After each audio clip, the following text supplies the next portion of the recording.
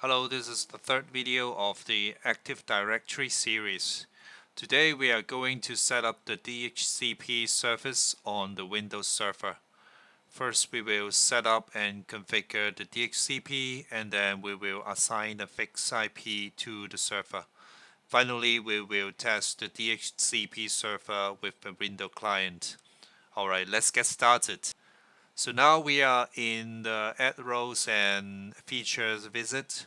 Let's click Next until you see Select Windows role.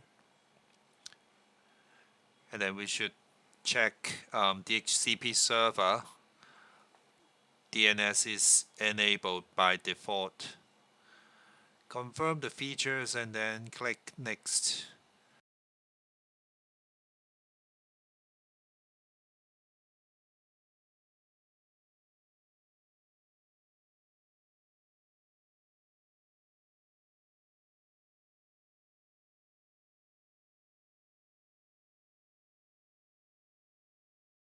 Let's click Restart Destination Server. Okay.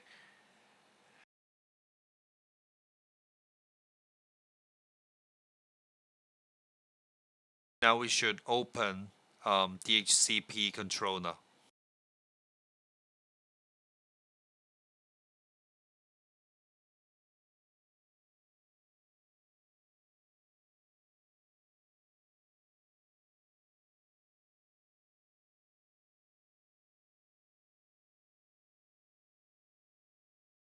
Go to IPv4, right click, new scope.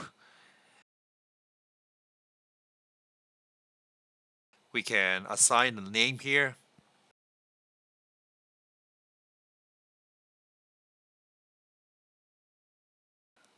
This is where we should put the range of DHCP IP addresses.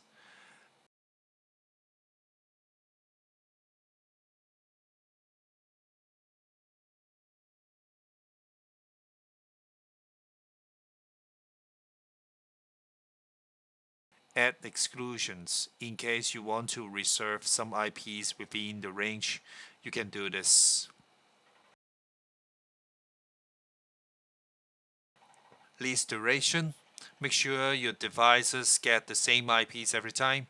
It depends on whether your network has more mobile devices or desktops. It's your choice.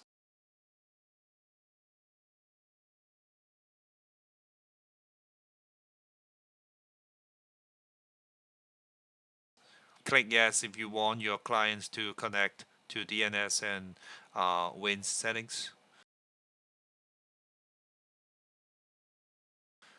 Router or default gateway address, we do not have one yet, so let's keep it blank.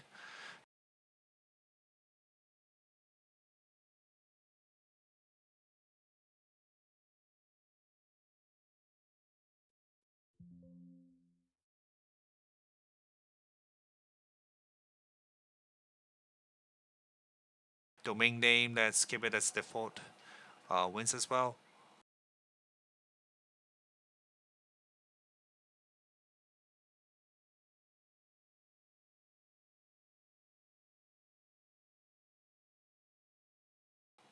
Okay, so now we should go to the post install config visit and make it enabled.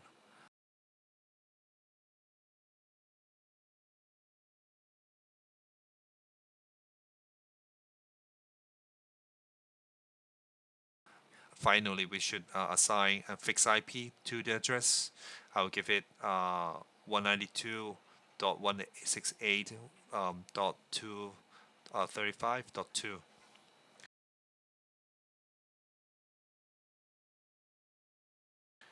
No default gateway, just to make sure this is the only device in the network. Okay, so we should also use this machine as the local DNS. So I give localhost address as the DNS.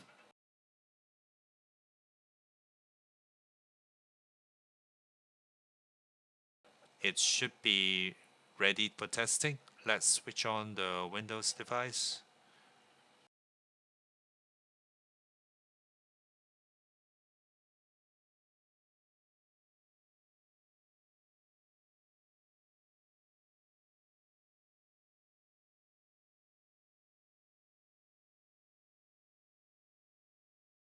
you can open the network manager. The IP of the machine is 192.168.225.100, which is within the range of the DHCP.